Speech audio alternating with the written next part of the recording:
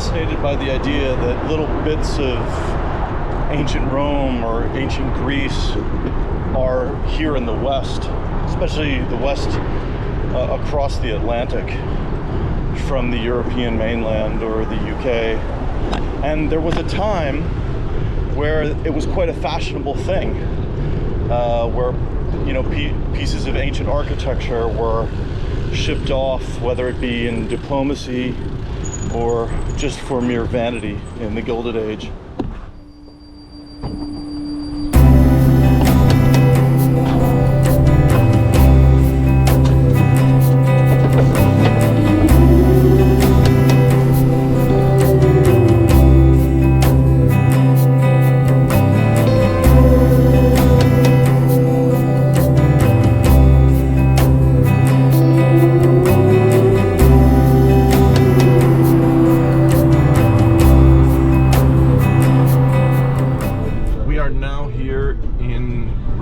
Comparatively leafy Yonkers, and according to the GPS, we are 1 minute away from Untermyer Gardens.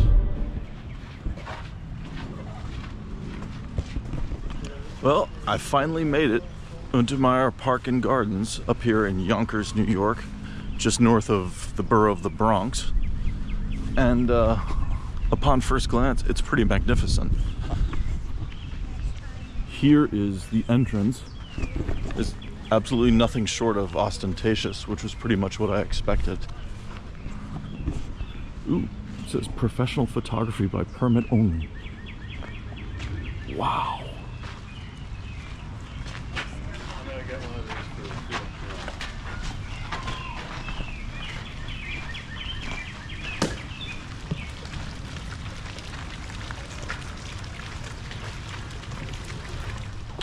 Here is the man himself, Samuel Untermyer, who was originally from Virginia and was a Bavarian Jew.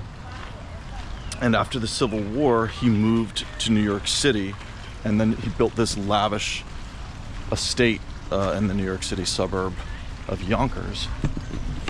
And apparently this was built during while World War I was taking place, and it was in an era of really ornate gardens, and it was meant to be kind of an homage to the classical Persian world of gardens, which are actually, I believe, known as baghs, B-A-G-H, transliterated into English. And it was an era kind of like Gilded Age or post-Gilded Age. I guess this would be post-Gilded Age.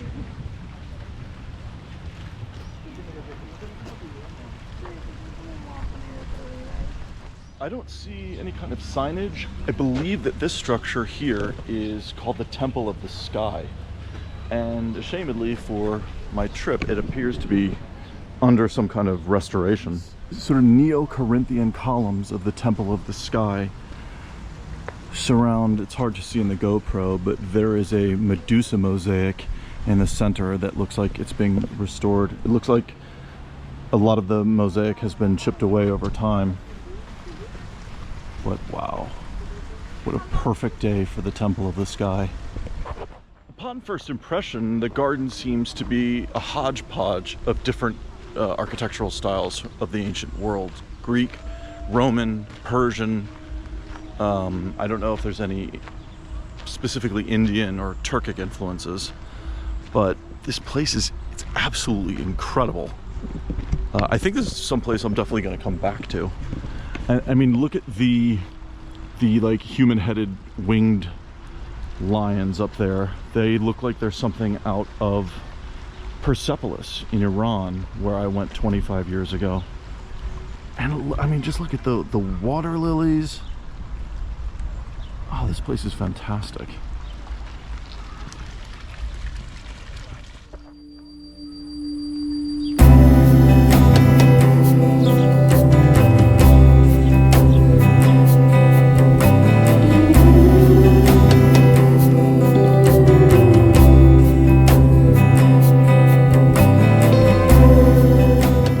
As someone who is as big a fan of the ancient world as it gets, to know that this is just outside of New York City, and I never heard of this before. You know, I went to visit ancient Roman sites in the Middle East in 2023 when I started this YouTube channel. And then when I got home, I wondered if, you know, I could kind of continue that vibe going. And I just basically Googled stuff about, you know, if there were fragments of ancient Rome or ancient Greece or what have you in the New York City area. And this part came up as one of the top Google results. And it is, I mean, just look at this lattice work and this gorgeous mosaic. Just try and imagine an era where this was somebody's private home. I mean, now it is, you know, like a public space and a place for, you know, families, and apparently there's some people taking aspiring Instagram model shots here during my visit. But it's hard to imagine that this was basically somebody's yard. So interestingly here, there is a plaque that says that just last year, a woman from the Pahlavi dynasty in modern-day Iran, who in exile, paid to get this Persian garden pool restored. That's pretty interesting. And at the top was a quote of Hafez, the famous Persian poet. And when I went to Iran in 1999, I remember going to the tomb of Hafez in Shiraz. It's a beloved historical tourist attraction in central Iran. Yeah, see right here, actually to my point, there's a quote, Hafez of Shiraz. Absolutely glorious, this place. Wow. And look at the mighty Hudson River there off in the distance. Another aspect that I instantly love about this place is just how serene it is, especially after having driven through what seemed like half of New York City on a very busy spring day. It's just so quiet here. You hear the rush of the Hudson. There are birds singing in the trees. I mean, I know that these all sound like a bit like cliches, like, you know, I'm doing a middle-aged plug for the Fresh Air Fund, but it is so amazing just being outside of the city as someone who is a city dweller. And I'm just gonna kind of find my way down this path, and I am heading to what is known as the Vista, which is where the quasi-mysterious ancient Roman columns are here, which was how I discovered this place on the internet to begin with. And this is it's just amazing. These gardens are nothing short of spectacular. Do you know that feeling of excited joy of a place that you've read about for a while and you've kind of procrastinated or put off going to go find or go see and explore? That's exactly the feeling that I have right now. And here it is. Here is the Vista with two very, very sizable Roman columns, maybe the best preserved in the Western Hemisphere.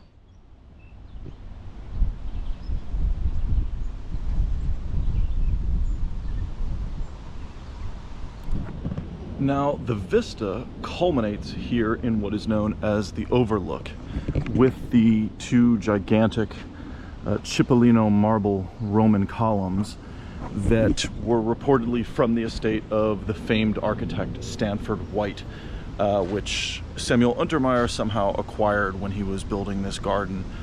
I don't know any specifics. I'm really interested in the exact provenance of the columns. Now, Cipollino marble, which essentially means onion stone because of the color and the texture of the marble, it comes from a quarry on the giant Greek island of Evia, which is off the east coast of the Balkan Peninsula, aka mainland Greece, and that is the second biggest island in Greece after Crete, and it's the sixth largest island in the Mediterranean. And the ancient Greeks began to quarry this gorgeous marble on the island when that civilization was at its apex. And then when the Roman Empire came into Greece and came into being, various Roman emperors wanted to source the same marble that the Greeks were using to build their own temples. So that is as much as I could find on the origin of these. I don't know if they're from the Italian mainland proper. You know, to say that something is from ancient Rome could be anywhere from like eastern Spain to, you know, central Syria. That's a pretty big domain, and maybe it just has something to do with the, you know, the time and place. But I would love to know exactly where these are from, except that, you know, we can ascertain just by the type of marble that they came from ancient Greece. The texture of these, I mean, you feel like, you know, you're having a Mediterranean moment, especially on such a glorious spring day here in New York State. It is just, it's amazing. I mean, when you see the Hudson behind me, you feel like it could be the Ionian or Aegean Sea. What an absolutely incredible place. And so subtly just known as the vista and the overlook, really downplays how magnificent these gardens are and the view. It is, this place is just out of this world. And the park is closing now. I got out just in time. I was trying to shoot the thumbnail, and park workers were coming down to tell people that the park is slowly closing. I also love how intricate all the pools are. How they're interconnected with all of these little bridges.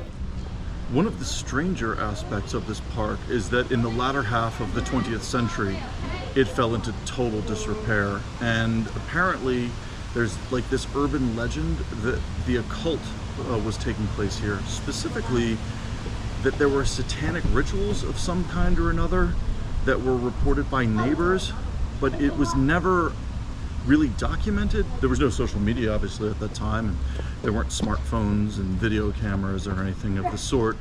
But apparently David Berkowitz, aka Son of Sam, claimed that he was participating in these occult rituals here, and at its zenith, apparently a bunch of mutilated dogs were found that were killed in what was believed to be some kind of satanic manner. And this was the absolute nadir of the fall of Untermyer Park, until basically the city of Yonkers had tried and failed, apparently on at least one, if not more occasions, to restore the park to its former glory from the World War I era. And no one knows if these things were ever true, and that was about 50 years ago or so when these things were happening. But yeah, so there's this weird kind of like occult tie-in to Untermyer Park, which it's hard to imagine now because the place I'm sitting here in what is known as like the Greek amphitheater, and it's hard to imagine anything that dark happening now. It's so, I mean, there are families running around, there are kids doing, you know, photo shoots, and there are all, you know, all types of, you know, tourists from. I think the strongest impression I have of Untermyer Gardens is that it's a place from a different age. Something that like this would never be built today or created today. It's something, it's just, everything here just speaks to a bygone era of grandiosity and glory. And, you know, Samuel Untermyer was a top lawyer in Manhattan, and he wanted to like leave his legacy.